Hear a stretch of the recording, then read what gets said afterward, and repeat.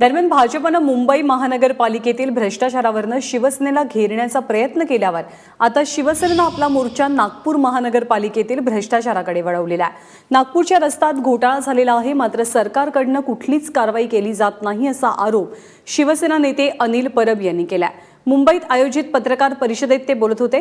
यापूर्वी मुंबईत रस्ते, नालेसफाई, कचरा घोटाळ्याचा आरोप भाजपकडनं करण्यात आला, त्याला आता शिवसेनेनं चोख उत्तर देण्यास सुरुवात केली आहे। नागपूर महापालिकेतील घोटाळा म्हणजे जनतेच्या पैशांवरचा दरोडा असल्याचा आरोपही अनिल परब यांनी यावेळी केला।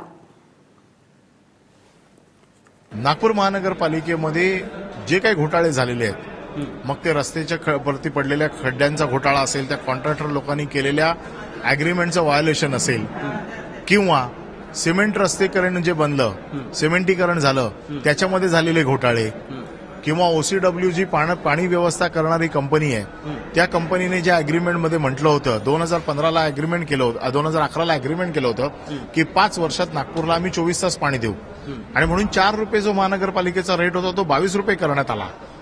म्हणजे एवढ्या मोठ्या प्रमाणात पैशाची वाढ करून घेतली, आणि नागपूरच्या जनतेच्या पैशावरती हा दरोडाच आहे एक प्रकारचा।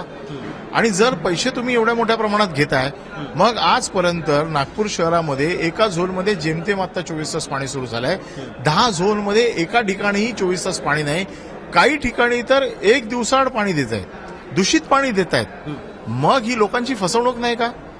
आणि मग हा एक प्रकारचा दरोडा आहे लोकांच्या जनतेवर। मग ह्यांना काय दरोडेखोर म्हणायचं? मग ह्या दरोडेखोरांना बाहेर काढावाच लागेल या नागपूर महानगरपालिकेत ना। अशा प्रकारची भूमिका आज मी मांडलेली आहे।